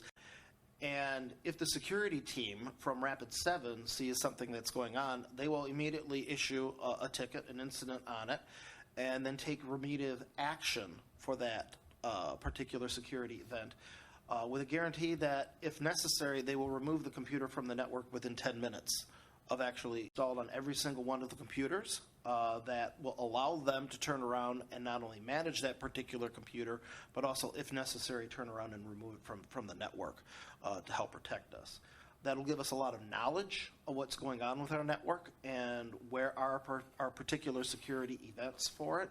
It does bring a tool they also gave us for free, which I thought was absolutely wonderful, their vulnerability management solution as well, that it will go out to all workstations and servers and laptops and it'll look at all of their patches, and then it'll not only see if the patch exists, but if it's also been configured correctly off of it, because you're not only having something misconfigured, that also can create a security problem for you as well.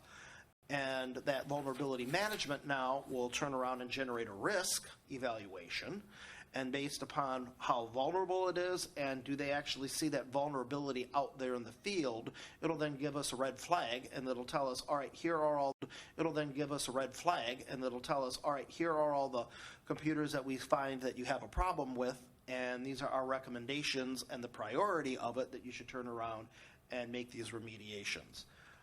So between those two events, we had three large events that we really wanted to bring forward in 2022 because it was recognized by the Technology Commission that it was necessary based upon audits and based upon our own internal risk analysis on it. The first one was actually doing an internal penetration test on it. The first one was actually doing an internal penetration test, both internal and external. So we had Foresight from Chicago literally come in and attack our network and see where we were vulnerable from the outside. They also did the exact same thing from the inside and gave us two reports and a list of remediations of this is what we want you to turn around and do to turn around and harden your network. Then Rapid7 with the SAM with log shipping and the managed detection and response services. And then last but not least, the vulnerability and risk management. This wasn't being done before. This is how we are dramatically hardening our environment. This now becomes an onion layer of, we have multiple levels of protection around our network. That it's not going to make us invulnerable because no one is invulnerable, but it makes us less likely that if something turns around and happens, that it's going to happen without anyone being aware of it. Any questions on some of those initiatives? So that's So that's, We get a digest. Huge initiatives, and Jim really, we have a technology committee, they do a really good job, but this is all this guy. we also keep a risk watch matrix as well. And it lists out, and we try at least every month or 2 months to go down through that list and look at, all right, what are our severity 1s? What are our severity 2s? What are our severity 3s? And are we making any progress unplugging some of those areas that we know that we are actually vulnerable on? So I'm glad to say we're also making. He continues to drive so many areas, and safety and security are obviously in the forefront given the world we live in, I guess, today, right? Excellent. Hearing none, thank you again. Thank you. Appreciate it. 5-minute break, maybe hit the restroom and whatnot, and then I think we'll continue on with health. Did we survive? Thank you. We'll go ahead and get restarted. We're going to have some dialogue and discussion about public health. So we'll turn. Wonderful. Well, thank you again for having me. Excited to be here and talking about the health department today.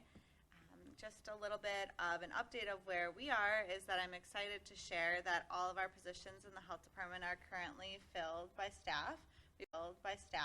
We've had a lot of transitions over the year, just with our health officer leaving, me taking my new role from an internal position, and then just some shifting around. We've hired a new drug-free community coordinator and a new full-time nurse who are already funded positions for 2022. So we have a really So we have a really wonderful mix of veteran staff and then some new perspective in the department right now. For the 2023 budget year, I don't have too many changes to the budget as it currently stands in 22, but I've increased or asked for an increase in supplies and printing, mainly because in our 2022-2023 initiatives, where we're focusing a lot on the community health assessment, and out of that will come a community health improvement plan. So just a quick overview of that for those of you who don't know as we go out into the community, get a lot of feedback from community members, residents, different sectors all across Franklin, and figure out where the health need exists. And then we're able to look at that and collectively work with partners and residents, citizens of Franklin, to make a positive change. And out of that, a lot of programs come or different meetings. So we'll use that supplies and printing for different community initiatives. Also, just one change is our ELC grant will be sunsetting. So we have an epidemiological and laboratory capacity grant that we knew was ending at the end of this month. That was a grant that came about because of COVID-19. So a lot of our initiatives of our contact tracers were funded through that. So we have been scaling back as appropriate based on our numbers and then where our staffing is, with case follow-up mainly. So that's what that was. And then a new award that we have received is a qualitative data grant, which at the time of writing this budget, we did know that we were getting it, but we have not received the official contract yet from the state. That most likely will hopefully come this month because the budget period technically started a couple months ago. So that will be about $12,500 to use again for those community health improvement plan initiatives. Everything is anticipated to remain the same in the budget.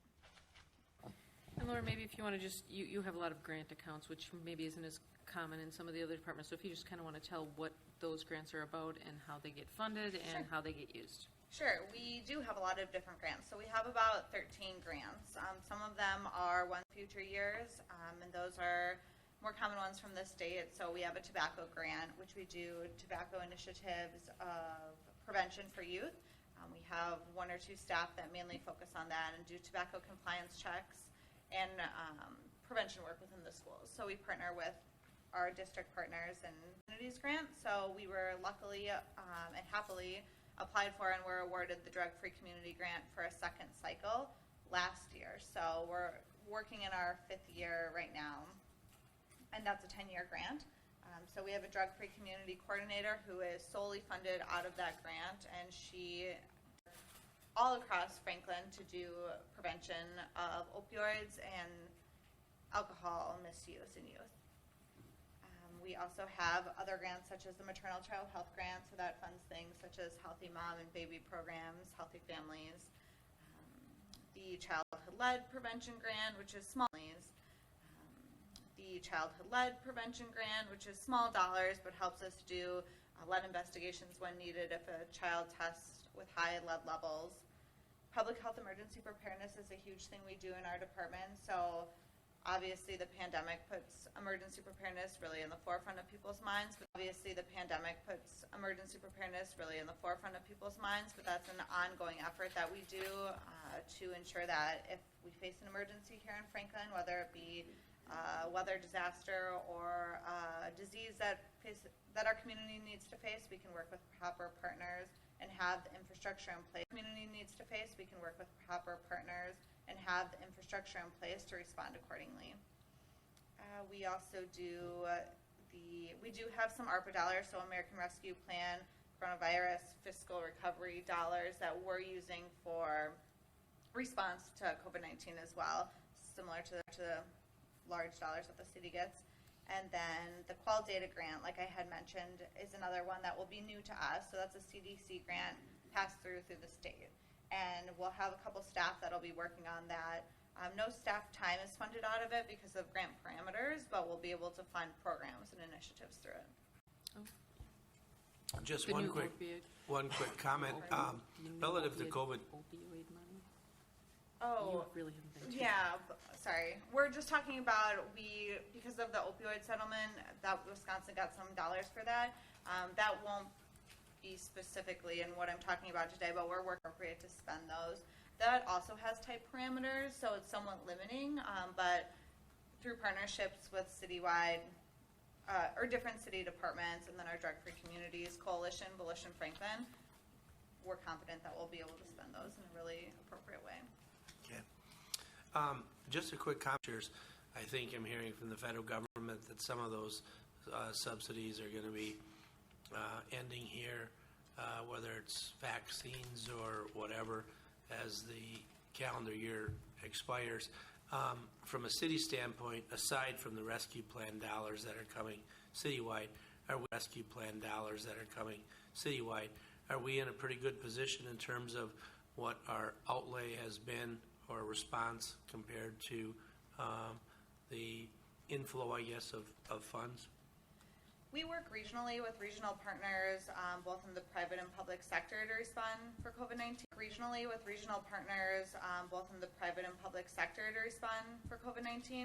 So things have been constantly changing with both our funding and then the need of our community.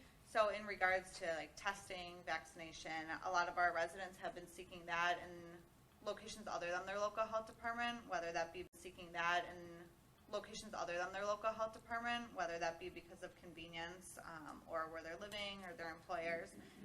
But we are in a good spot in regards to what we're able to offer for our response.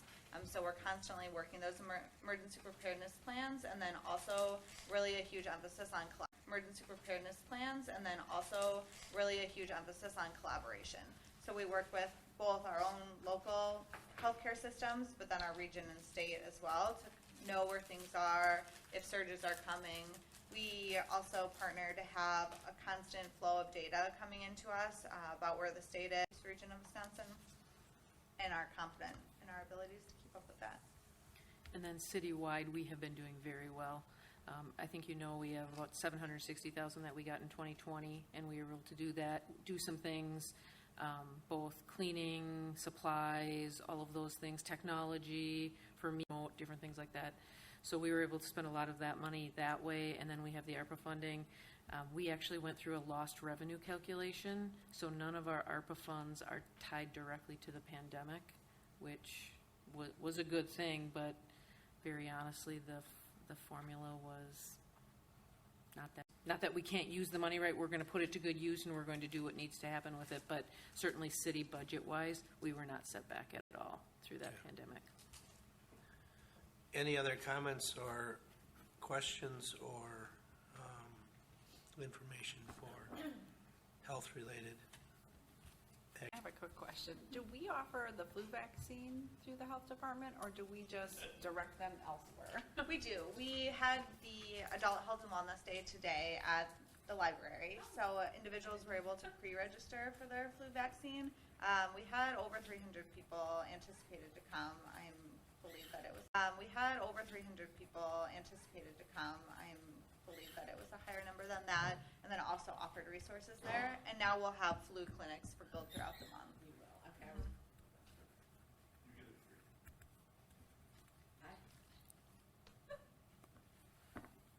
How many people did you? How many people did you? Over 300. Over 300 today? Great. I wish I could have attended. I don't have final numbers, but that was what we were anticipating, which has Wonderful. been really well attended in many, many years. So we also have different resources available there that are focused on more years. So we also have different resources available there that are focused on more of our aging adults or senior citizens in Franklin.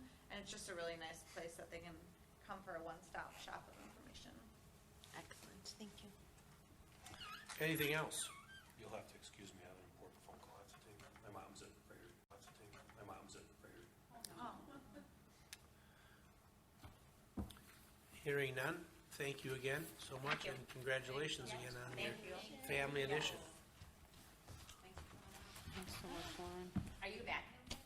I'm not. No, I'll be back the second week in November. Right. Now I think we drop down to some of the second half of the list here, these smaller groupings. Looks like it starts with the mayoral budget on page 72, maybe? I say correct. Yep. I say that, no, I'm just, we have a part-time mayor in position and salary. I can tell you we have a full-time mayor. He spends a lot of time here. He manages the city very well. So nothing really new in the mayor's budget at all, unless if you have any questions. I don't see any. Let's move on to, Municipal Court would be next on All our right. list. That's the judge and his staff over at the Municipal Court building. Not a whole lot of changes in that budget. On the expense side, I will tell you that the revenues that we're going to talk about either on Tuesday or later tonight are down a bit. They have not rebounded from COVID. And they tried to do some mobile, then they tried to do a lot of social distancing and things. So they did get things back up and going, but our revenues are down somewhat, and we are reflecting that in the budget. So that's really the major change on the municipal court side.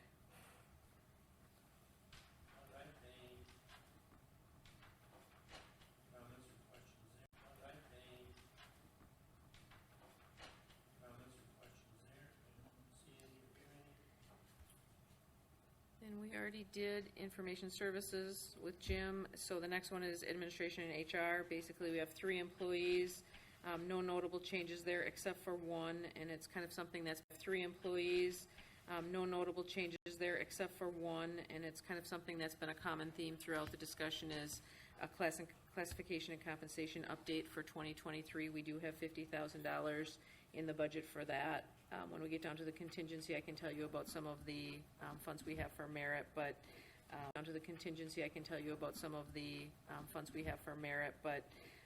that is the big change in the admin and HR budget.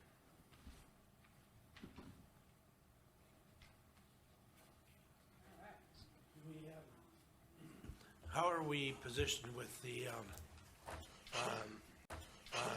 2 major bargaining groups, police and fire, in terms of contract?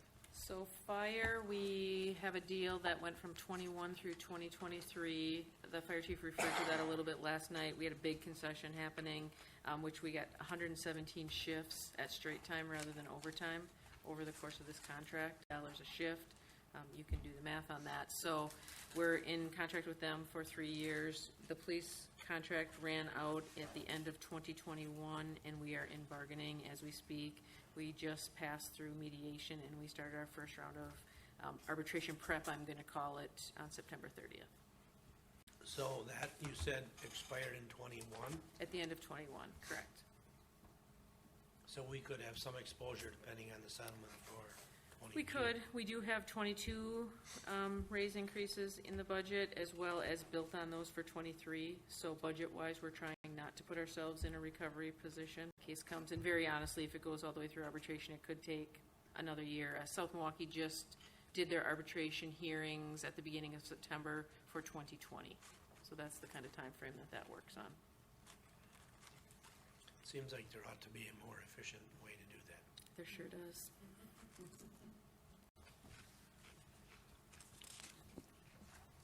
Any other questions or comments from the group relative to admin/HR?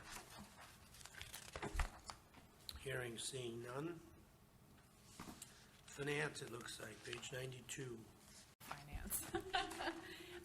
So I'm happy to report that we are working our way through my transition. Like I've mentioned, I've been here 4 months, and I'm learning a ton and enjoying working with the group that we have. We do have one open position that I hope after the budget to backfill. We had left an accountant position open to allow for some room in case there was some succession planning. You know, had I come in earlier and been able to be here at the same time as the departing treasurer, finance director, then we would have had the room in the budget to do that. So they left the accountant position open. But now that I'm here to get going on that, so that'll be my goal for hopefully in November. We'll bring that person on board. As far as changes in the budget, there's very little change. Personnel is, just the normal increases for individuals. And then you see an increase from 2022 budget, but there was an adjustment. You see an increase from 2022 budget, but there was an adjustment made for that open position. There was basically, some accommodation for that at the end of the budget cycle. So it's not truly an increase. There's no increase in FTEs. It's basically the normal 2% and then the market adjustment. It's basically the normal 2% and then the market adjustment. And then from a expense standpoint, we just have built in under the other professional services line. Last year, they were going to look at either a professional services line. Last year, they were going to look at either a timekeeping software, an electronic timekeeping software, or a personnel budgeting package. I don't anticipate we would be able to do both of those, but I would like to investigate them and perhaps choose one in 2022. Or in 2023. So that is, and perhaps choose one in 2022. Or in 2023. So that is the only sort of extra or unusual thing that's built into the budget.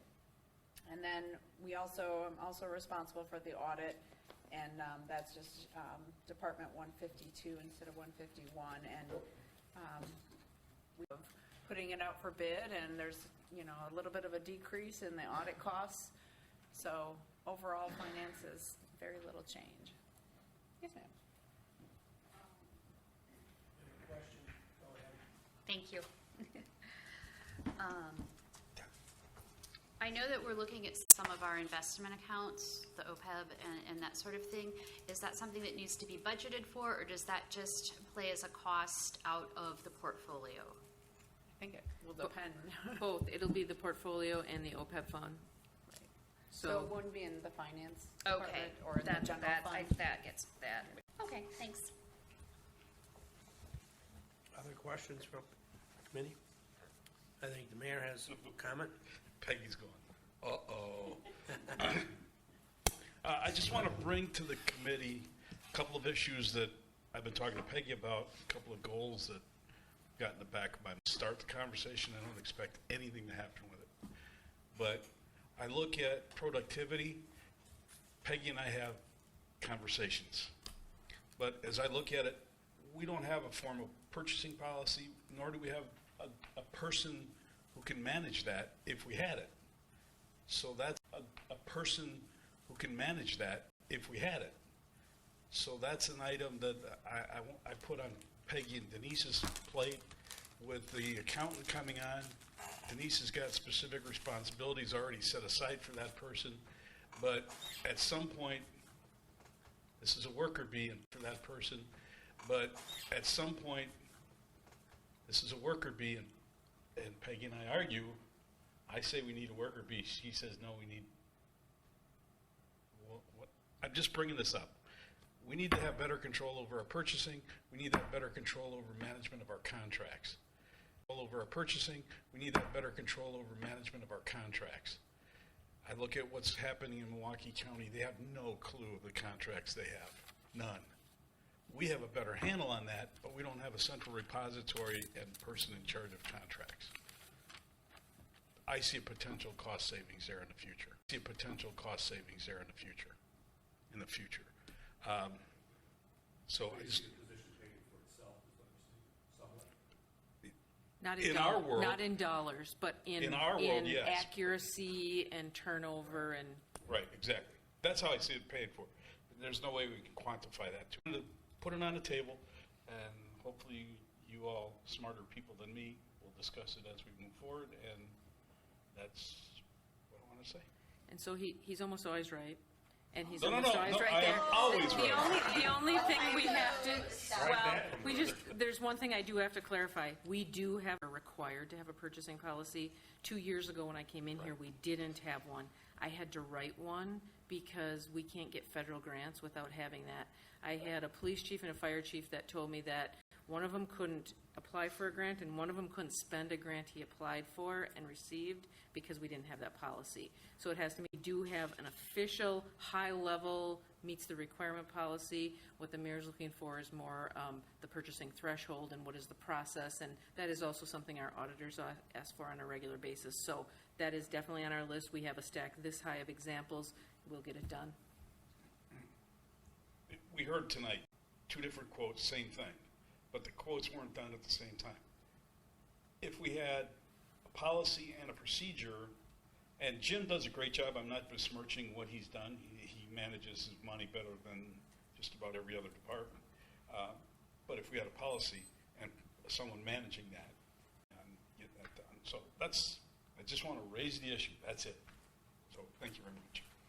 Well, and it may become more sensitive if we need to continue looking at outsourcing certain activities and functions. We've heard that tonight from DPW about various items, et cetera, et cetera.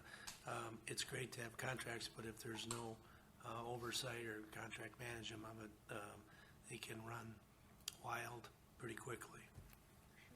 Any other comments from the group up here? If not, we'll continue to move on. Where would that person fit in that organization? Those kind of roles, I think, fit in finance. I just don't think there's a better fit for them in finance. Now, we do have AP people, and our AP person, Chris, she does a great job. She does some of the tasks, but maybe just a little bit higher level decision maker, somebody who maybe has a little more influence on the department heads and different things. I believe finance would be the appropriate spot for them. That's definitely something that's got to happen. I see this person as taking pressure off of these two.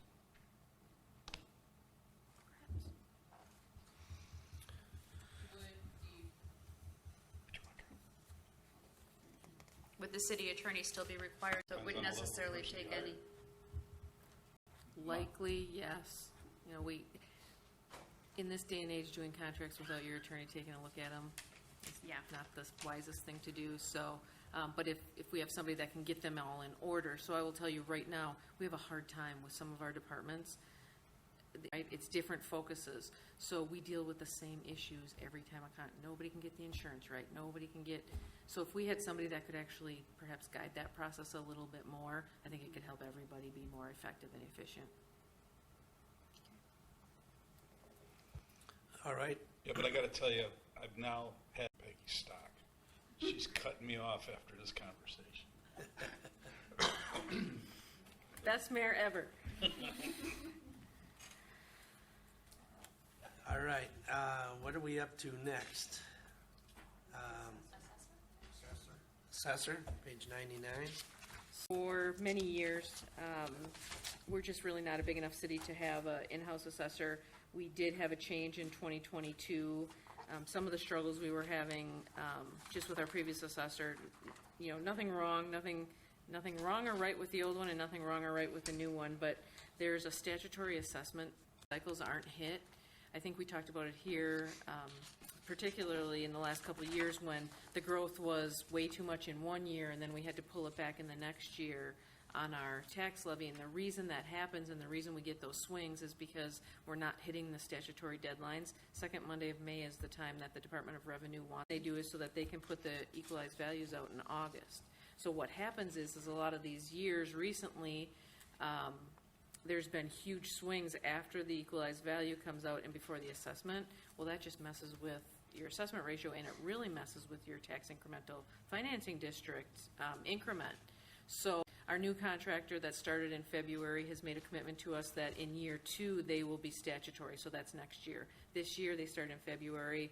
The best time for an assessor to start is probably October, a few months before the end and a few months after the end of the year. That's when they do the bulk of their work. They were behind the 8 ball this year, but they have a commitment to us at this point that they are going to have it behind the 8 ball this year, but they have a commitment to us at this point that they are going to have it be statutory next year. And like I said, that's going to help our growth numbers, that's going to help our budgeting, that's going to help stability, and it's going to help our TIF district. So that was probably one of the most important things. The other one was we just didn't have a backup available with our previous important things.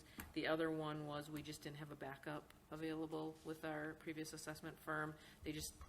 Assessing is, I don't want to say a dying breed, but it's getting smaller and smaller. The world is getting smaller and smaller in the assessors field, and certain companies are taking over more and more of the work, and that's just what was happening.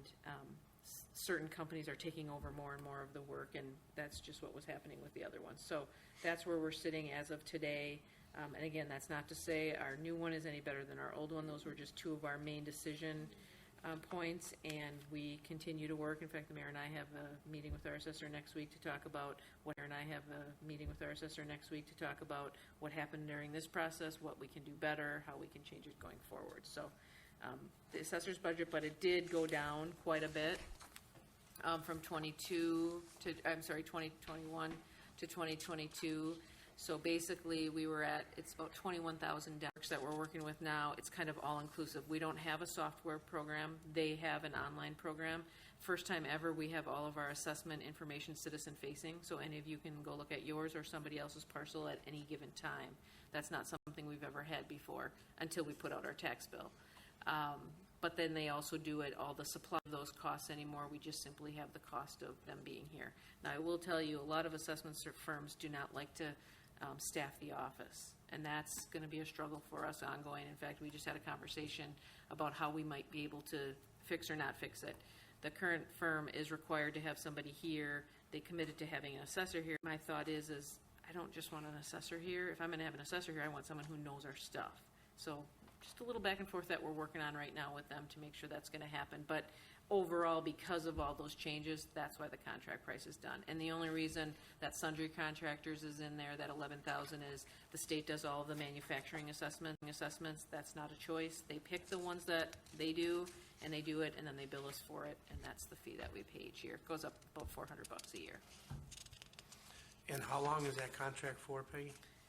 I believe that is a 3-year contract with 2 one-year extension options. Okay. Contract with 2 one-year extension options. Okay. Any other questions? Assessment. Hearing none, we'll move on to legal services. Hearing none, we'll move on to legal services.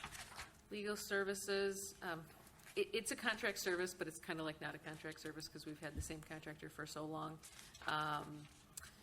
So we do a lot of our our legal work. So we do a lot of our legal work through the city, through contracts, tax incremental financing, public works. A lot of that stuff goes through our attorney, but we do special services outside. For example, our attorney doesn't do any HR services. We hire that out. Just different things like that. So Really no change in this budget, same as it has been for a number of years. We've tightened the budget a little bit, but that's just because it was unspent for a number of years. So you'll see that over the years, the last couple of years, you know, we trimmed here and there, but it's not to cut any services, and it didn't cut their pay. Right?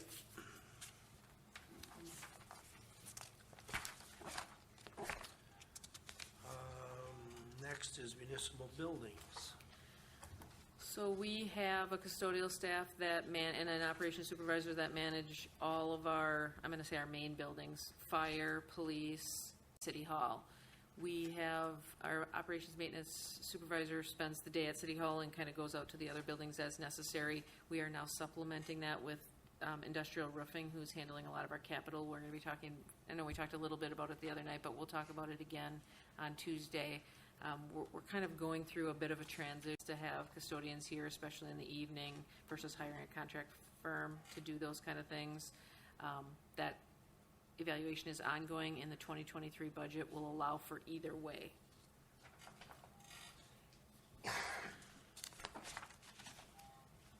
That seems to be a back and forth with or utilize both sides, I think, in the past. And Definitely. And it's hard to know what the answer is, right? Having somebody in-house is less expensive. But when you have somebody in-house and they have to unexpectedly retire for whatever reason, then all of a sudden you don't have somebody to do what you need to do. So we just felt like the backup, and just with the whole COVID age and things, cleaning has become more important. It necessarily wasn't quite as high level of a priority pre-COVID, and now it's very common for people to have questions and need things cleaner, and I think that might be where we might be able to hold a contractor to the fire a little. Another issue, quite frankly, is this is the citizen's house, and we really ought to spend an appropriate amount of time making sure that it's well kept, presentable, and clean, as Peggy said. To me, my hot button is it's the same thing.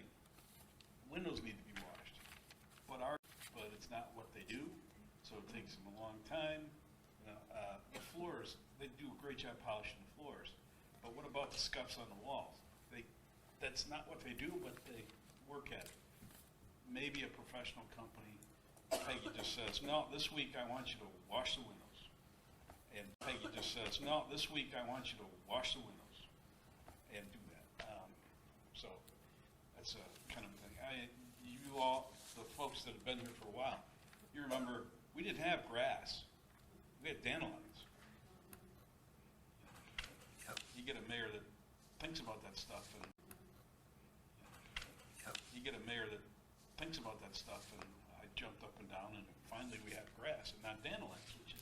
We've done a lot. Just in the 2.5 years I've been here, we've done a lot to maintain our building and spruce things up a little bit. And we've actually gotten some really positive comments from the public on that, which, you know, sometimes goes one way. And we've actually gotten some really positive comments from the public on that, which, you know, sometimes goes one way and sometimes goes another way, but it's been very positive. all right, there will be more discussion and dialogue on that, but anything else benefit of the committee? Hearing not.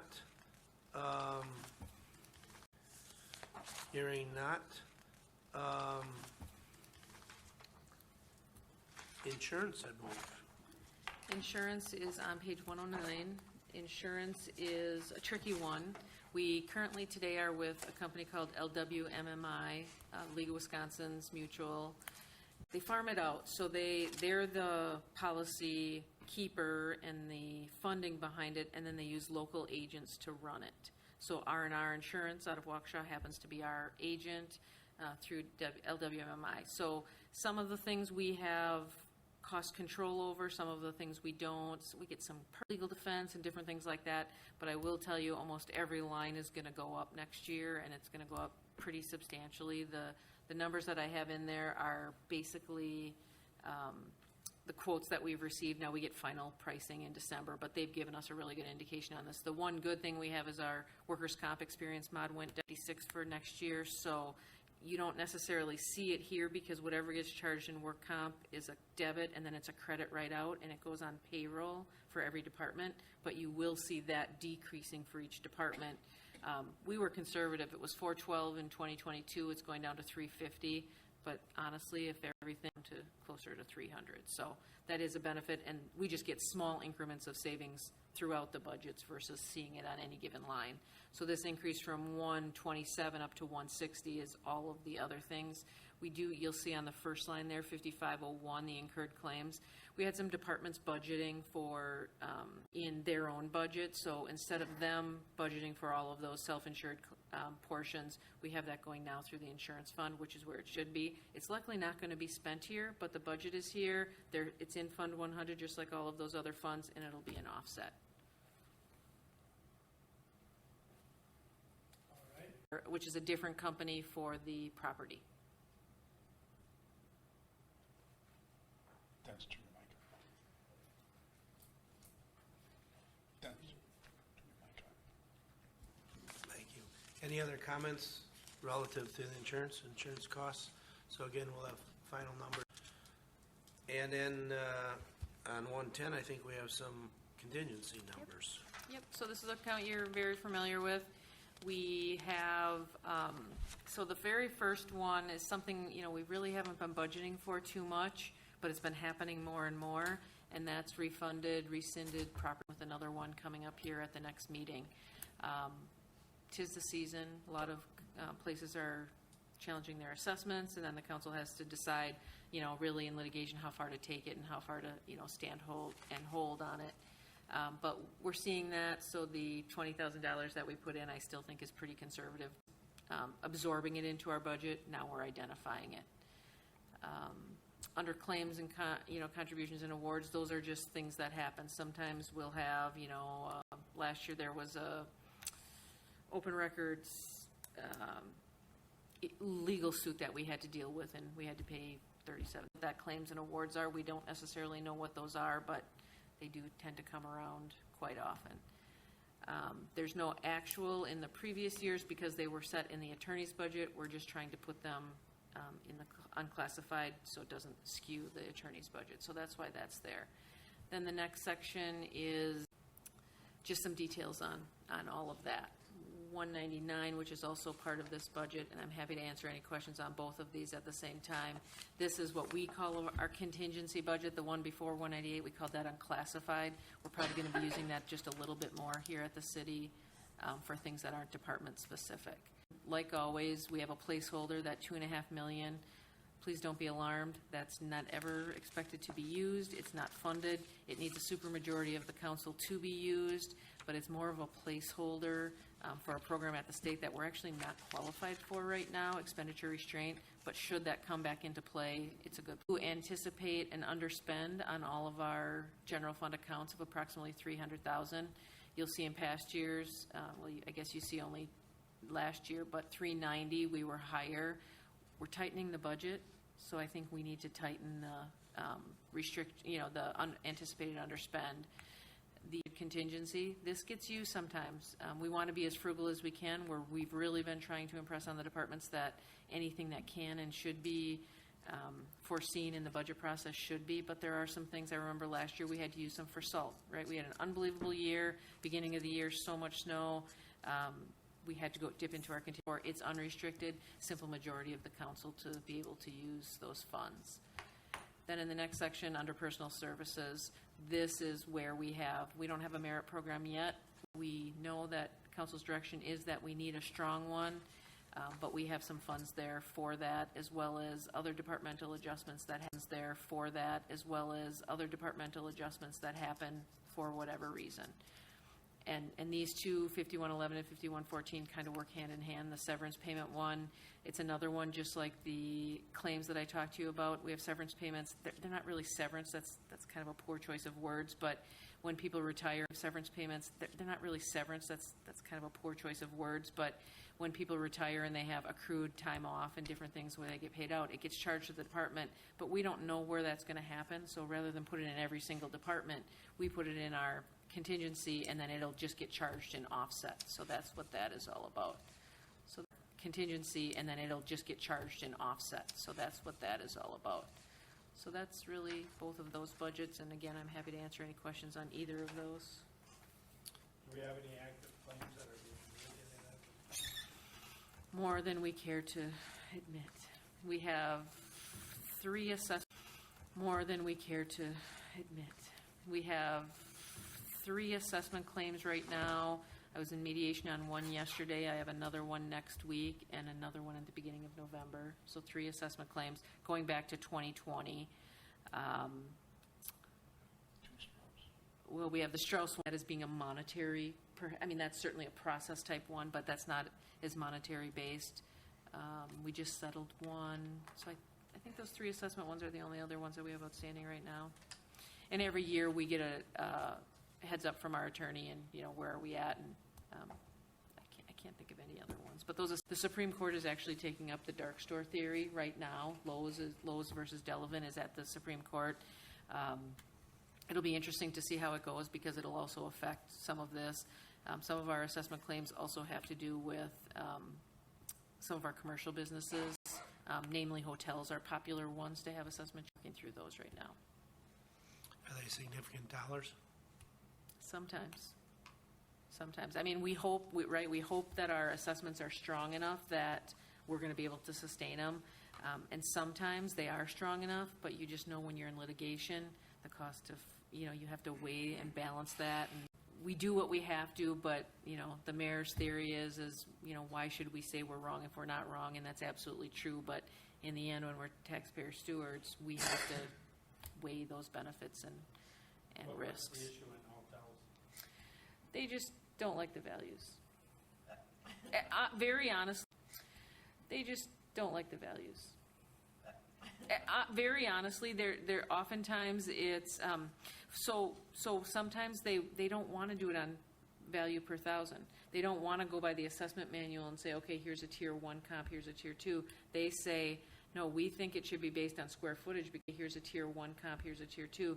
They say, no, we think it should be based on square footage because we have facilities all over the country and in other places they're based on square footage. So then all of a sudden we find ourselves in these square footage discussions and it's like, wait a minute, that's not how we tax. So it's, you know, you pick the item, whether it's not how we tax. So it's, you know, you pick the item, whether it's they want to use the dark store theory, they want to use a square foot, they don't want to use that comp because there's some reason they're different when they're really not. It's just, there's so many options out there, but we're working through. There's so many options out there, but we're working through them. We're trying to work, and as we work with our attorneys through the league on them, we're also trying to work back with our assessors, right? Because we make the mistake once, but we can't make it again. So we're trying to make our assessments even stronger so that we don't have to continue on that path. Just remind John specifics. People are going to watch or listen to this. So. Well, that industry, like everything else in COVID-related tourism, took a heavy cash flow hit. So for sure, that's a big line item on their P&L. So if there's and that's a big point of controversy is COVID because a specific instruction to take COVID into effect, right? Because in 2020, January 1st was already over by the time COVID hit, and then in 2021, we were kind of in between. You know, so that's a huge variable right now. Go ahead. Question here. So, money and taxes, describe that to me. So there's 2 ways. When you get your assessment, you can challenge it and you can go through the Board of Review, but the Board of Review might either not go with you and then you might sue the city or you might waive right into the courts. And so basically it's either an excessive assessment. Those are 2. One for the assessment, one for the taxes.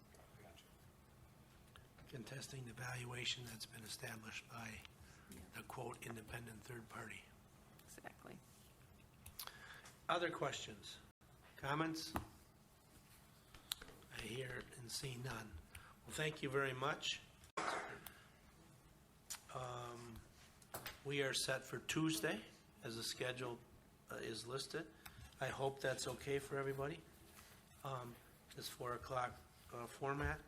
And I think as we preluded a little bit maybe yesterday, the Tuesday with some of the other funds, debt service, some of the wrap-up, start seeing kind of how these pieces all intersect and the ramifications of some of those line items that we've been discussing, departments have been talking about, et cetera.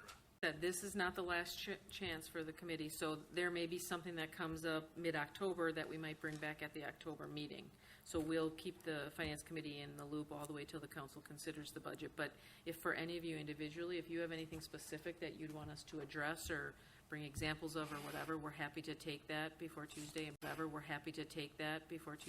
it back on Tuesday. Or if it happens to come up on Tuesday, we can do it at the next meeting. So please know that offer is open, because I know it's a big book you have sitting in front of you. Right. So if my comment or recommendation would be, this necessarily isn't going to document you read. Comment or recommendation would be, this necessarily isn't going to document you read cover to cover, although you're more than welcome to do that. But if there are sections that you have specific interest in, you've heard something, you saw something, you go through the pages and say, geez, I don't understand why, their health insurance is way off. Something, you go through the pages and say, geez, I don't understand why, their health insurance is way off the, whatever. Tuesday's the time to bring that up. And whether we, drill down on it then or after the fact, we can do that as well. As we kind of wrap up this process, and we can do that as well. As we kind of wrap up this process and come to a recommendation for the council, we want to kind of be able to pull all those loose ends together, I guess. Absolutely. Do you have a comment, Mr. Mayor? John's here now. He didn't get the benefit of that, but so I want to take the advantage now. And again, thank the citizen members of this committee. You're here to provide very valuable service to your neighbors. We need your perspective. We need your outside look at the budget. I encourage all of you, as I've encouraged Dennis, for now's the time. And I take pride in the document that Peggy and Denise, with my help, put together. It's a good budget, I think, but it can be better. I'm sure there's a way it can be better. And I encourage you guys to make a change if you see a need for a change. They got voted to this job, so. Any other comments? Otherwise, I think we can take a motion to adjourn, and we will reconvene again on Tuesday, the 11th. I'll move to adjourn. Second. We have a motion and a second to adjourn.